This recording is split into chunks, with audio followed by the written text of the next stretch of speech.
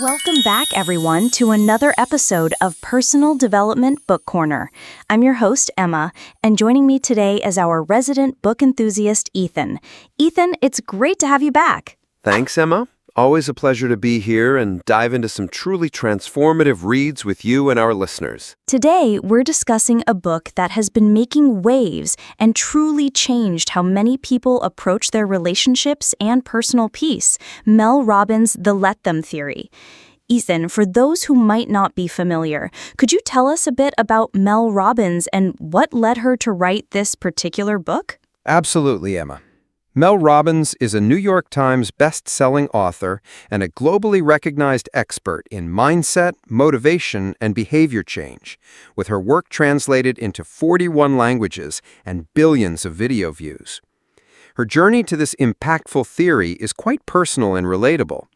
She found herself at 41 years old, $800,000 in debt, unemployed, and watching her husband's restaurant business crumble. This period was marked by immense anxiety and self-doubt, leading her to avoidance strategies like hitting the snooze button, using alcohol to cope, blaming her husband, and procrastinating on job searches. Her initial breakthrough came from a simple yet powerful tool she developed called the 5-second rule. This rule, a 5, 4, 3, 2, 1 countdown, taught her to push through hesitation, procrastination, overthinking, and doubt, forcing herself to take action regardless of how she felt. It helped her tackle daunting tasks like opening bills, getting kids ready for school, and finding a job. The 5-second rule went viral after her TEDx talk became one of the most watched of all time, and people started sharing incredible stories of how it changed their lives, helping them overcome fear, lose weight, get sober, and improve relationships. However, Mel realized that while the 5-second rule transformed her relationship with herself, she still struggled with external battles, other people. She spent too much time and energy managing or worrying about what others did, said, thought, felt, and expected. This led to the discovery of the Let Them Theory, which she describes as like flipping a switch in her life, changing her relationship with other people. It emerged from her personal revelation that no matter how hard you try, you cannot control other people. That's fascinating how her personal struggles directly led to such widely applicable insights. So, let's dive into the Let Them Theory itself. What exactly is this theory about, and what are its core components? At its heart, the Let Them Theory is about freedom. It's a proven method that teaches you how to protect your time and energy by focusing on what truly matters to you rather than being consumed by others' opinions, drama, and judgment. The core idea is simple. You cannot control other people, their thoughts, actions, or feelings. The only person you are truly in control of is yourself, your thoughts, your actions, your feelings. The theory isn't just about let them. It has two crucial steps that must go hand in hand. Let them. This means allowing others to be themselves, to think what they want, say what they want, and do what they want, without trying to manage or please them. It's about recognizing that other people hold no real power over you unless you give it to them. This step helps you reclaim your emotional freedom and detach from situations that trigger you, allowing you to remain calm and clear-headed.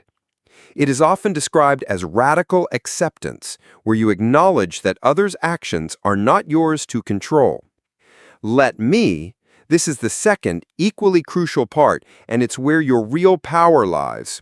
It's about taking responsibility for your own actions, choices, and happiness. When you stop trying to control others, you free up energy to focus on your own life, dreams, and goals.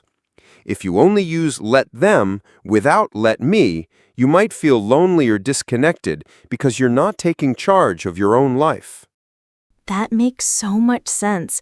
It's like shifting from an external locus of control to an internal one. Mel Robbins identifies 8 core areas where this theory can have the biggest impact. Could you highlight some of these and perhaps delve into one or two specific examples that resonate most strongly with the book's message? She certainly does. The 8 core areas where the theory can create the biggest positive impact are managing stress, fearing other people's opinions, dealing with someone else's emotional reactions, overcoming chronic comparison, mastering adult friendship, motivating other people to change, helping someone who is struggling, and choosing the love you deserve. Let's look at a couple of these. Fearing other people's opinions. This is a huge one. Mel argues that your fear of what others think limits your potential and holds you back from pursuing what you truly want. It leads to procrastination, self-doubt, and perfectionism. The scientific truth is that you have zero control over someone else's opinion of you. It's physically and neurologically impossible. Even people who love you will have negative thoughts about you. The let them approach encourages you to give people the freedom to think negative thoughts about you, because they will anyway. Then, with let me, you focus on your own opinion, aligning your thoughts and actions with your values, which ultimately makes you proud of yourself, and when you're proud, you won't care what anyone else thinks. Mel shares her own experience of delaying her motivational speaking career for 2 years because she was afraid her friends and family would judge her for posting about her business on social media. She realized she was burning through energy trying to craft the perfect image instead of just acting. Then, motivating other people to change. This is a common struggle. The book explains that people only change when they feel like changing, and pressuring them simply creates resistance. Dr. Alok Kanoja, a Harvard-trained psychiatrist, explains that humans are wired to move towards what feels pleasurable now and away from what feels painful. Pressure is perceived as painful, causing resistance. Additionally, Dr. Tali Sharot, a behavioral neuroscientist, found that people believe warning labels, threats, and known risks do not apply to them. Their brains literally tune out negative information when pressured. Instead, the let them approach encourages acceptance and allows the other person to be on their own timeline. Then the let me part focuses on positive influence through modeling the desired behavior and using a technique called the ABC loop. The ABC loop involves A. Apologize, then ask open-ended questions. Start by apologizing for any previous judging or pressuring, then ask open-ended questions about how they feel about the issue, encouraging them to reflect on the disconnect between what they want and their current behavior. B. Back off and observe their behavior.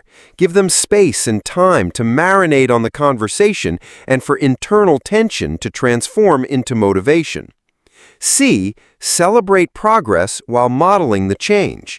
Acknowledge any small step forward with immediate positive compliments, as this boosts intrinsic motivation. Wow, that's incredibly insightful, especially the scientific backing behind why traditional methods often fail. It shifts the focus completely from forcing change to inspiring it. Before we continue our deep dive into the let them theory, we want to take a quick moment to chat with you, our amazing Readology review audience. To support the author and publisher, we encourage you to purchase and read the full physical version of the book. We have attached the link to buy the book in the video description. You can refer to it. And if you'd like us to create a brief summary or review of a particular book, don't hesitate to leave a comment under this video. If we read it, we'll definitely fulfill your request. All right, Ethan, let's talk about relationships. This is an area where so many people struggle with control. How does the let them theory apply to adult friendships and romantic partnerships? In relationships, the let them theory is about accepting people for who they are and stopping the exhausting need to manage everyone else. For adult friendships, the book stresses that your social life is your responsibility. It encourages you to go first in reaching out, complimenting people, being curious, and smiling without expecting anything in return. It reminds us that if friends become distant, it's not always personal. They might be overwhelmed, and assuming good intent is key. This approach frees you from clinging to friendships that no longer serve you and opens space for meaningful connections. For romantic relationships, it teaches you to stop chasing love and start choosing it. People's behavior tells the truth about how they feel about you. Instead of explaining away bad behavior or living in a fantasy, you learn to accept reality. This theory helps you discern who is worth a commitment and who isn't, emphasizing the value of your time and energy. Mel shares a powerful technique from Matthew Hussey for having commitment conversations. Focus on the value of your time and what you are looking for, rather than pressuring the other person. Crucially, in long-term partnerships, it encourages loving the person for who they are right now, not their potential or who you wish they would become. If you can't truly accept them as they are, it might indicate a fundamental incompatibility, requiring hard conversations or even deciding to part ways. It sounds like the book emphasizes personal responsibility and self-worth across all relationship types. So, what's the ultimate takeaway from the let them theory? What's the main message Mel Robbins wants listeners to grasp? The overarching message is that you hold the power and you are responsible for your own happiness. Mel uses the metaphor of the sky.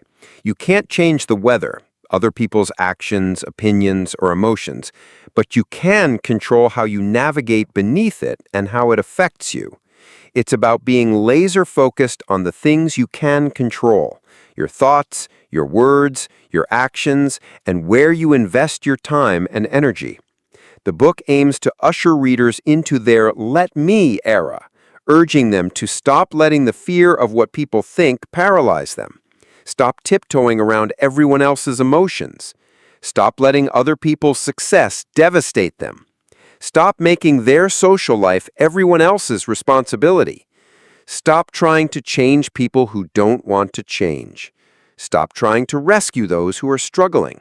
Stop wasting time trying to get people to love them. Instead, the call is to reclaim your power and reclaim your life.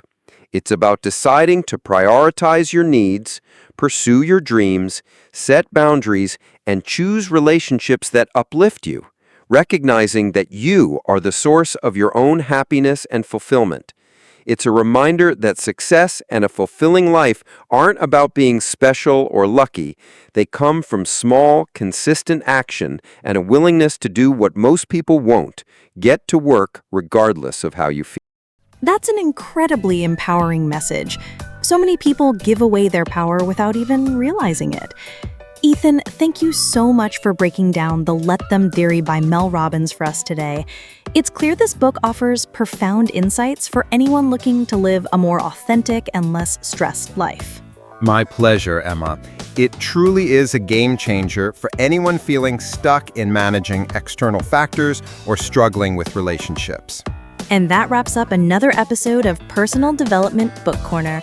A big thank you to Ethan for sharing his expertise and to all our listeners for tuning in.